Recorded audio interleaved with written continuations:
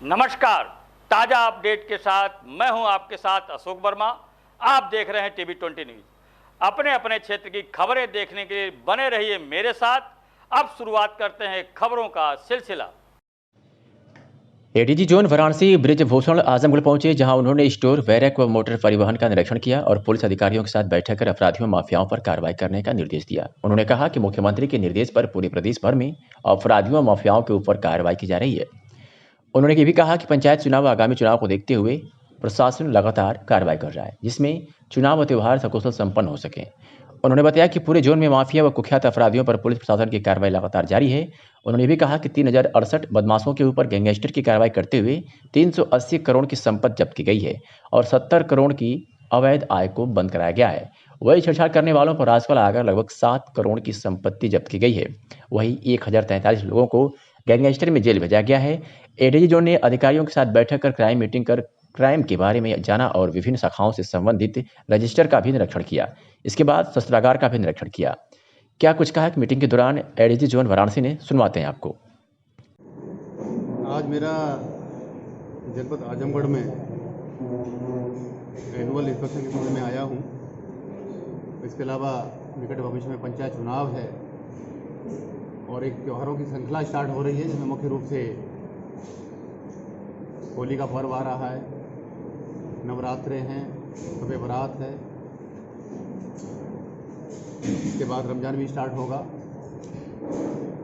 ये बहुत अच्छे माहौल में संपन्न हों, इसके बारे में आज हम चर्चा करेंगे। मैं बताना चाहूँगा, विगत एक सवा साल में पूरे जोन में जो माफिया हैं, कुख्यात अपराधी हैं, उनकी कमर तोड़ी गई है। जो कार्रवाइयाँ हुई 2020 में और अब तक 3068 लोगों को हम लोगों ने गैंगस्टर एक्ट में जेल भेजा है। इनकी लगभग 380 करोड़ की संपत्ति या तो जब्त की गई या ध्वस्त की गई है। लगभग 70 करोड़ की जो अवैध तरीके से आय थी, मछली के कारोबार से, वाहनों की वसूली से, हॉट मिक्स प्लांट, कोयला इत्यादि, ये बंद कराई गई। इसके साथ साथ गौ कसी को कंट्रोल करने के लिए हम लोगों ने पिछले सवा साल में लगभग 1043 लोगों को गैंगस्टर में जेल भेजा। 6 गौ कस करने वालों पर रासपाल लगाई, उनकी लगभग 7 करोड़ की संपत्ति जब्त करी। गौ कसी करने, इसके अलावा शराब पर अंकुश लगाने के लिए 340 लोगों को गैंगस्टर में हमने जेल भेजा। लगभग 21 करोड़ की उनकी हमने प्रॉपर्टी जब्त करी। 188 गैंगों का हमने पंजीकरण कराया, जिसमें गौकसी करने वाले भी हैं, शराब तस्करी करने वाले भी हैं और माफिया गैंग भी हैं। 1203 लोगों की हिस्ट्री शीट खोली गई है। 1024 गुड्डों को जिला बदर किया गया है। 29 पे रासुका लगाई गई है। एक माफिया बेसिस पे 129 लोगों के गैंगस्टर लगाया गया। सारे जो गुंडे माफिया जो अपने अपराध को छुपा करके ठेकेदारी कर रहे थे, उनका रजिस्ट्रेशन कैंसिल कराया गया, जिससे उनको कोई ठेके नहीं मिल पाएंगे सरकारी। ये सारी कार्रवाई हुई पिछले 4 साल में। ये अभी मैंने आपको बता। प्रदेश सरकार के मुखिया योगी आदित्यनाथ के निर्देश पर पूरे प्रदेश भर में अपराधियों माफियाओं के खिलाफ लगातार कार्रवाई की जा रही है, जिससे मलाई खाने वाले माफियाओं में हड़कंप मचा हुआ है। कुछ लोग जेलों व अन्य प्रदेशों में शरण लिए हुए हैं। वही जो बाहर है, उन्हें कानून का हमेशा डर सता रहा है कि अब कब किसका नंबर आएगा, चाहे वो किसी दल का हो। योगी सरकार किसी भी हालत में अपराधियों माफियाओं को बख्शने के मूड में नहीं है। सालों से साम्राज्य चला रहे माफिया कुंटू सिंह का साम्राज्य भी अस्त हो रहा है। कुछ साल पूर्व तक जहां कुंटू सिंह हाथ रख देता था, वह जमीन, प्रॉपर्टी या ब्लॉक प्रमुख की कुर्सी उसके हाथ में आ जाती थी और उसके गुर्गे कुंटू सिंह के आदेश पर कुछ भी करने के लिए तैयार रहते थे। लेकिन तेज तर्रार पुलिस अधीक्षक सुधीर कुमार सिंह और उनकी पुलिस टीम अपराधियों पर कहर बनकर टूटी है, जिससे माफिया और अपराधी थर थर कांप रहे हैं और सरकार व प्रशासन पर तानाशाही का आरोप लगा रहे हैं। आपको बता दें कि उत्तर प्रदेश का टॉप 10 अपराधी व जनपद आजमगढ़ का कुख्यात आपराधिक माफिया गैंग D11 का लीडर अभियुक्त ध्रुव सिंह उर्फ कुंटू सिंह की लगभग 10 करोड़ रुपए की लागत से देवपुर कमालपुर स्थित अवैध रूप से मान्यता प्राप्त पॉलिटेक्निक कॉलेज का ध्वस्तीकरण किया गया। पुलिस अधीक्षक आजमगढ़ सुधीर कुमार सिंह के कुशल निर्देशन व जिला मजिस्ट्रेट के आदेश के पालन में तथा अपर पुलिस अधीक्षक ग्रामीण व अपर जिलाधिकारी प्रशासन व उप जिलाधिकारी क्षेत्राधिकारी सकड़ी के कुशल नेतृत्व में कई थानों के पुलिस बल के साथ आपराधिक माफिया गैंग D11 के गैंग लीडर व ध्रुव सिंह उर्फ कुंटू सिंह पुत्र रुद्र प्रताप सिंह निवासी छपरा सुल्तानपुर थाना जीयनपुर के अवैध पॉलिटेक्निक के ध्वस्तीकरण की कार्रवाई की गई। आपको बता दें कि ध्रुव सिंह उर्फ कुंटू सिंह की पूर्व में भी 12,54,11,292 रुपए की संपत्ति 14(1) गैंगस्टर एक्ट के तहत जब्त कराई जा चुकी है। क्या कुछ का इस बाबत जिलाधिकारी और SP आजमगढ़ में आपको सुनवाते हैं। पॉलिटेक्निक कॉलेज को आप लोगों ने ढाया, क्या है इसमें पूरा मामला क्या है? देखिए, ये थाना जैनपुर क्षेत्र में पॉलिटेक्निक था और ये माफिया डॉन और कुख्यात अपराधी कुंटू सिंह की वाइफ इसकी ट्रस्ट की अध्यक्ष थी, उनके नाम से था ये। जैसा कि अभी 2 दिन पहले FIR भी दर्ज हुई थी।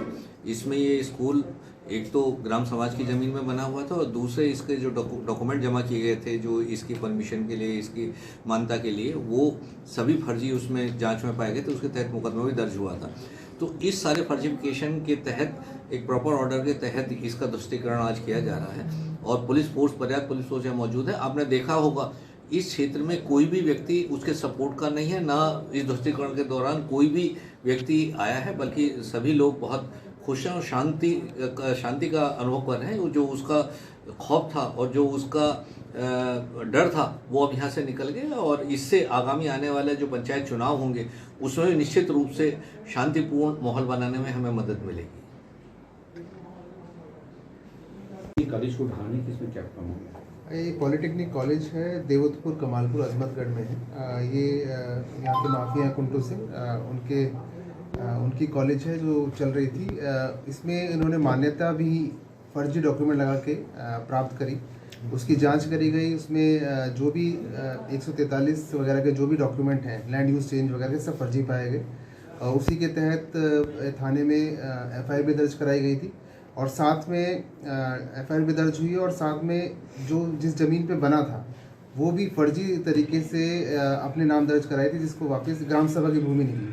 तो सारे फर्जी डॉक्यूमेंट और ग्राम सभा की भूमि पे ये कॉलेज बनाया गया था और माफिया गिरी करके जो पैसे इकट्ठे करे गए थे उसके बाद बनाया गया था। तो उसको जिला पंचायत द्वारा, प्रशासन द्वारा इसको आज जमींदोज किया जा रहा है, क्योंकि बिना परमिशन के और ग्राम सभा की भूमि पे ये अवैध तरीके से ये बिल्डिंग बनाई गई थी।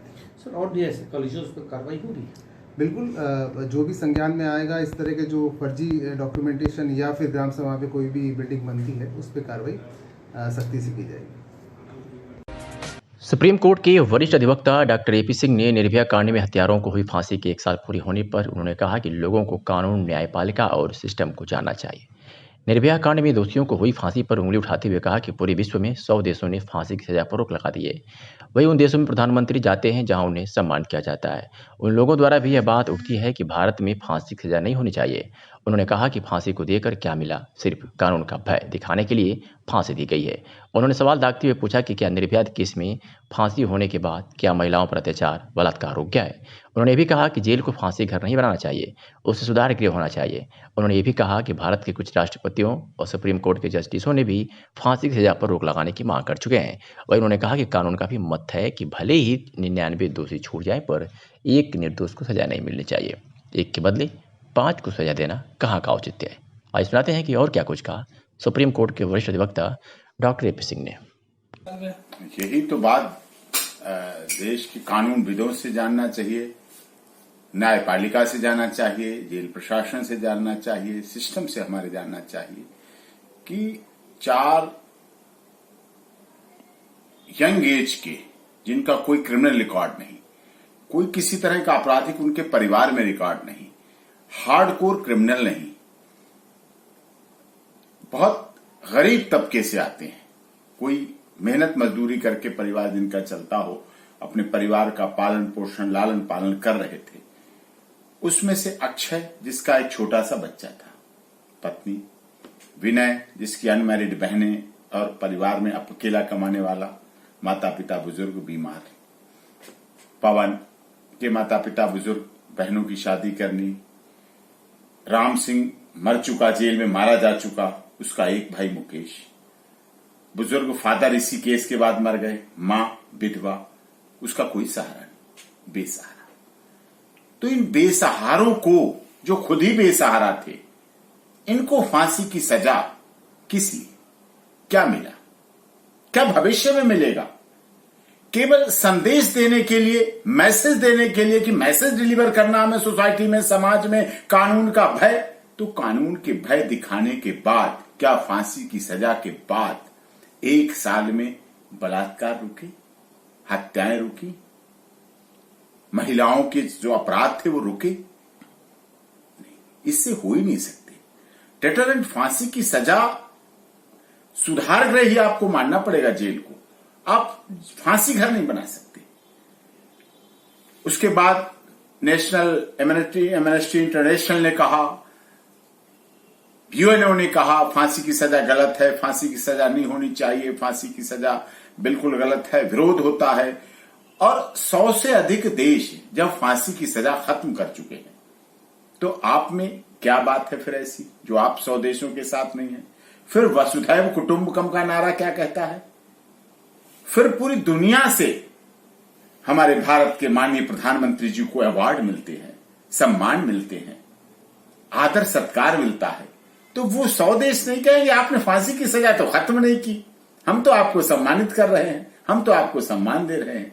तो फांसी की सजा खत्म होनी चाहिए। फांसी की सजा डेटरेंट है और पनिशमेंट, उसमें सुधरने का अवसर ही नहीं बचता। कोई सुधरना भी चाहे, अपने जीवन में बदलाव लाना चाहे, हो सकता है वो और बहुत अच्छा बने, बहुत अच्छा। अगर एक भी अच्छा हमने व्यक्ति पा लिया तो हमारे लिए बहुत अच्छा है। और यही इसीलिए कहा गया है कि 99 दोषी, हमारा देश का सिस्टम कहता है, कानूनी प्रक्रिया कहती है, हाँ 99 दोषी चाहे छूट जाएं, लेकिन किसी एक निर्दोष को सजा नहीं होनी चाहिए। ये हमारा जो क्रिमिनल प्रोसीजर है, सिस्टम कहता है। क्या हम सिस्टम पे चल पा रहे हैं? क्या access to justice for all, न्याय सबके लिए, सबके साथ, सबके लिए, सब जगह होना चाहिए, क्या मिल पा रहा है? क्या उन निरीह है, तो निर्भया को तो न्याय मिला है ना? ये तो 20 मार्च नहीं, निर्भया को एक के बदले एक मौत मान ली मैंने, एक के बदले आप 5 को मारेंगे, एक के बदले 5 को मारेंगे, एक के बदले 5 को फांसी देंगे, एक के बदले 5 की हत्या करेंगे। ये जुडिशियल मर्डर, जुडिशियल किलिंग है। ये तरह से सरकारी तंत्र के द्वारा हत्या है। अगर इसको फांसी की सजा को सही माना तो डॉक्टर एपीजे कलाम साहब देश के महामहिम राष्ट्रपति रहे, उन्होंने क्या फांसी की सजा को सही माना? क्या माननीय प्रतिभा देवी सिंह पाटिल जी ने फांसी की सजा को माना? कितने न्यायाधीश हमारे देश के महामहिम राष्ट्रपति रहे, उन्होंने फांसी की सजा को क्या उचित माना? नहीं माना, एब्सोल्युटली नहीं माना।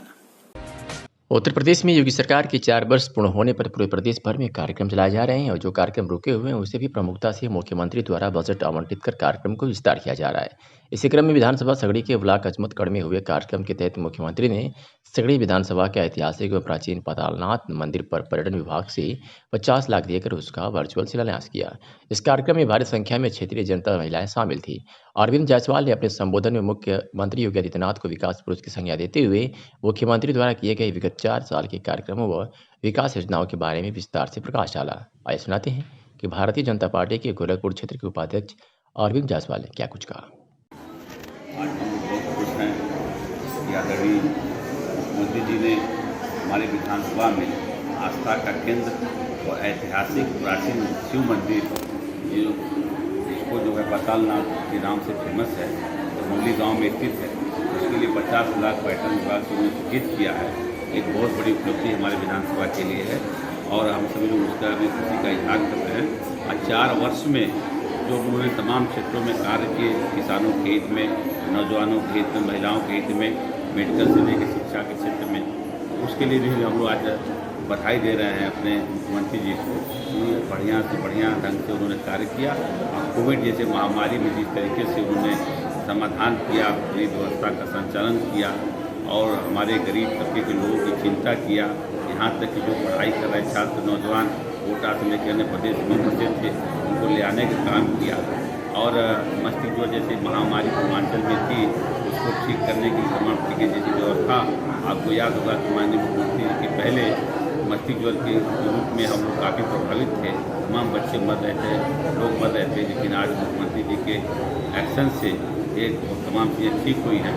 अब कोविड के क्षेत्र में तमाम जो काम किए हैं पूरे देश में उदाहरण प्रस्तुत करने का काम हमारे मुख्यमंत्री जी ने किया। आज मंच के माध्यम से अब सारे नेतागण पार्टी के यहाँ पर मौजूद हैं, सम्मानित लोग और सरकारी कर्मचारी भी लोग यहाँ पे हैं और क्षेत्र की महिलाएं, बुजुर्ग तमाम लोग यहाँ योगी जी को दिल से आशीर्वाद दे रहे हैं। यहाँ जैसे मुख्यमंत्री हमारे प्रदेश की चिंता किए, हम लोगों को कोविड जैसे महामारी से बचाने का काम किए और तमाम विकास जैसे जनपद में बहुत विकास हुआ, 6 लेन से लेकर के तमाम विश्वविद्यालय का भी पूरा हो गया, पैसे आ गए और मेडिकल के क्षेत्र में भी तमाम आगे हुए और पढ़ाई के लिए भी जो है गरीब बच्चों को पढ़ाई के लिए ट्यूशन के लिए योजना चलाए, बच्चों के लिए बालिका समृद्धि योजना चलाए, किसानों को दुगुना आज। भाजपा नेताओं व कार्यकर्ताओं द्वारा लगातार वर्षों से अविस्मरणीय कार्यक्रम किए जा रहे हैं। जहां इंसान का नहीं हो रहा है, वहीं भाजपा नेताओं व कार्यकर्ताओं द्वारा जलचरों व वनचरों को लगातार आहार उपलब्ध कराया जा रहा है।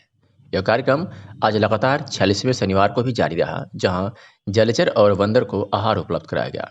इस कार्यक्रम में भाजपा नगर उपाध्यक्ष धर्मेंद्र सिंह की टीम लगी रही और उनके साथ सोनू यादव, अभि यादव, ऋतिक विश्वकर्मा, अनीस पाल, हरिकेश चौहान आदि कार्यकर्ता सहभागी रहे।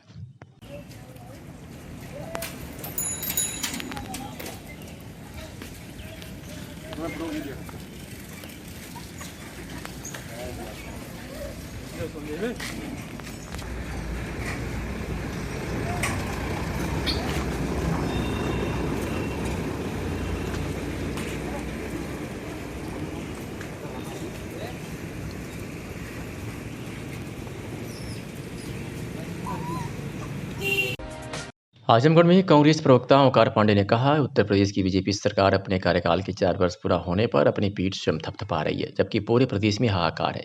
छात्र, नौजवान, किसान, मजदूर, महिलाएं सभी पीड़ित हैं। किसानों की गन्ना मूल्य का 18,190 करोड़ रुपए अभी बकाया है। सरकार रोजगार की कोई अवसर उपलब्ध कराने में पूरी तरह फेल साबित हुई है। आज प्रदेश में सभी विभागों में तमाम पद रिक्त है, लेकिन सरकार नियुक्तियां नहीं कर रही है। प्रदेश का युवा बेरोजगार पूरी तरह हताश और निराश हो चुका है। उत्तर प्रदेश सरकार ने 4 वर्षों में प्रदेश को सिर्फ भय, भूख, भ्रष्टाचार दिया। सरकार सभी मोर्चों पर पूरी तरह फेल है। कांग्रेस प्रवक्ता ने आगे कहा कि उत्तर प्रदेश में कानून व्यवस्था पूरी तरह खराब हो चुकी है। यहाँ तक कि बुजुर्ग बहन बेटियां तथा सुरक्षित नहीं है। कोई दिन ऐसा खाली नहीं जाता जब प्रदेश से हत्या, लूट, बलात्कार, चुनौती की घटनाएं सामने न आती हो। प्रशासन जैसे पंगु हो गया है। बीजेपी सरकार केवल विपक्ष की आवाज दबाने और आंदोलनों को कुचलने के लिए पुलिस का इस्तेमाल कर रही है।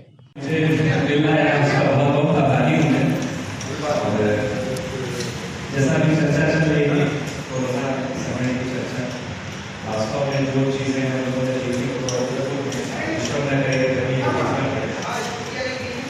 हर सामाजिक वर्ग ने अपने योगदान दिया। सभी ने अपना पूरा बना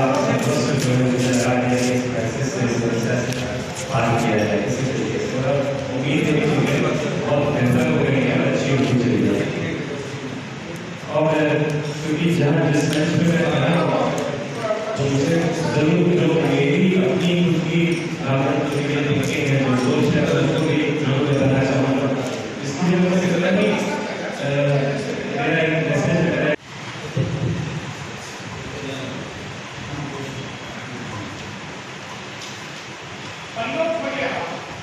अखिल भारतीय ब्राह्मण एकता परिषद के इस सम्मान समारोह में उपस्थित मंचासीन बहुत ही कुशल आँख, कान, नाक, गले आदरणीय श्री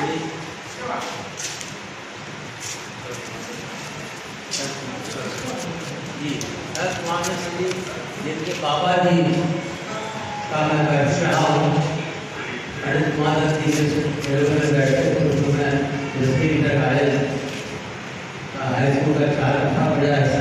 बड़े ही प्रतिष्ठित शिक्षक, समाज सेवी थे और बहुत ही सामाजिक प्रतिष्ठा है। मैं उनकी आत्मा को नमन करता हूँ और साथ ही साथ उनके आजमगढ़ में कांग्रेस प्रवक्ता ओंकार पांडे ने कहा, उत्तर प्रदेश की बीजेपी सरकार अपने कार्यकाल के 4 वर्ष पूरा होने पर अपनी पीठ स्वयं थपथपा रही है, जबकि पूरे प्रदेश में हाहाकार है। छात्र, नौजवान, किसान, मजदूर, महिलाएं सभी पीड़ित हैं। किसानों के गन्ना मूल्य का 18,190 करोड़ रुपए अभी बकाया है। सरकार रोजगार की कोई अवसर उपलब्ध कराने में पूरी तरह फेल साबित हुई है। आज प्रदेश में सभी विभागों में तमाम पद रिक्त है, लेकिन सरकार नियुक्तियां नहीं कर रही है। प्रदेश का युवा बेरोजगार पूरी तरह हताश और निराश हो चुका है। उत्तर प्रदेश सरकार ने 4 वर्षों में प्रदेश को सिर्फ भय, भूख, भ्रष्टाचार दिया। सरकार सभी मोर्चों पर पूरी तरह फेल है। कांग्रेस प्रवक्ता ने आगे कहा कि उत्तर प्रदेश में कानून व्यवस्था पूरी तरह खराब हो चुकी है। यहाँ तक कि बुजुर्ग, बहन, बेटियां तथा सुरक्षित नहीं है। कोई दिन ऐसा खाली नहीं जाता जब प्रदेश से हत्या, लूट, बलात्कार, चुनौती की घटनाएं सामने न आती हो। प्रशासन जैसे पंगु हो गया है। बीजेपी सरकार केवल विपक्ष की आवाज दबाने और आंदोलनों को कुचलने के लिए पुलिस का इस्तेमाल कर रही है। बीजेपी सरकार अपने कार्यकाल के 4 वर्ष पूरा होने पर उत्तर प्रदेश में जश्न मना रही है और स्वयं अपनी पीठ थपथपा रही है, जबकि 4 वर्षों में बीजेपी सरकार में उत्तर प्रदेश की जनता को भय, भूख और भ्रष्टाचार मिला है। उत्तर प्रदेश का बेरोजगार किसान, नौजवान, मजदूर सभी पूरी तरह से परेशान और हताश निराश हैं। उत्तर प्रदेश में अपराध चरम पर है। पुलिस बीजेपी नेताओं के राजनीतिक दबाव के चलते काम स्वतंत्र रूप से करने में सक्षम नहीं हो पा रही है, जबकि पुलिस के कार्यशैली और पुलिस की क्षमता पर सवाल नहीं खड़ा किया जा सकता। ऐसे में अपराध से प्रदेश को मुक्त करने के लिए पहले पुलिस को बीजेपी के राजनीतिक दबाव से मुक्त करना होगा। उत्तर प्रदेश सरकार सभी मोर्चों पर विफल है। 2022 के चुनाव में उत्तर प्रदेश की जनता बीजेपी को कड़ा जवाब देगी। धन्यवाद। अम्बेडकर नगर के जहांगीरगंज अम्बेडकर कुल हिंद मुशायरा में एस मुख्य अतीत फीता काटकर संबोधित किया। जहांगीरगंज में बीती रात कुल हिंद महफिल ए मुशायरा हुआ, जिसमें नूरुल हुदा प्रदेश युवा अध्यक्ष मुख्य अतिथि शामिल हुए। लोगों ने उनका फूल मालाओं से स्वागत किया। इसमें हिंदुस्तान लेवल के शायर जौहर कानपुरी, सबीना अदीब, फारूक दिलकश, अनवर, चांदनी जलालपुरी, नदीम अंसारी ने संचालन किया। अध्यक्षता सैयद सिराजुद्दीन ने किया। आयोजक सोनू फर्नीचर एवं जहांगीरगंज के नौजवानों ने किया था। क्योंकि आने वाली नस्लें आजाद हिंदुस्तान में अब फांसी के समय प्रधानमंत्री से मांगेंगे और उनके पास समय नहीं होगा। अब्बाकुल्ला खान ने इसलिए फांसी के फंदे को नहीं चुना था कि देश का किसान नौजवान जब रोजगार मांगेगा तो उसको लाठियां बरसाई जाएगी, उसको जेल के सलाखों में डाली जाएगी। और आज हमारे साहब के पास 2 मिनट का वक्त नहीं होता है कि वो जाकर के किसानों से मिल ले। और अडानी और अंबानी का अगर तोता हो जाता है तो बिन बुलाए साहब वहां चले जाते हैं। उसके लिए उनके पास वक्त है और किसानों के लिए उनके पास वक्त नहीं है। इस देश का सारा संसाधन अडानी और अंबानी को जो सौंपा जा रहा है, ये देश के लिए उतना ही खतरनाक है। एक बार इस देश के अंदर ईस्ट इंडिया कंपनी आई थी तो सैकड़ों साल गुलामी की जंजीरें में जकड़ी रही। और अगर इसका विरोध हम नौजवान अगर नहीं किए, मुशायरा है, लोग वही चाहते हैं जो आप चाहते हैं। जी जी, मेरे देश के लोगों शिकायत क्यों नहीं करते? तुम इतने जुल्म कहते हो, बगावत क्यों नहीं करते? इसलिए सीएए का मसला था। मुझे हक है साहब, मेरे ऊपर 25,000 का इनाम घोषित हुआ था। साल भर में दर बदर भटकता रहा और यहां से लेकर के विपक्ष का रोल कोई नेता निभाने का काम नहीं किया। हम छात्र नौजवानों ने किया, चाहे वो विश्वविद्यालय से किया, चाहे अलीगढ़ मुस्लिम विश्वविद्यालय से किया, चाहे जामिया से किया, चाहे जेएनयू से किया, चाहे साइंस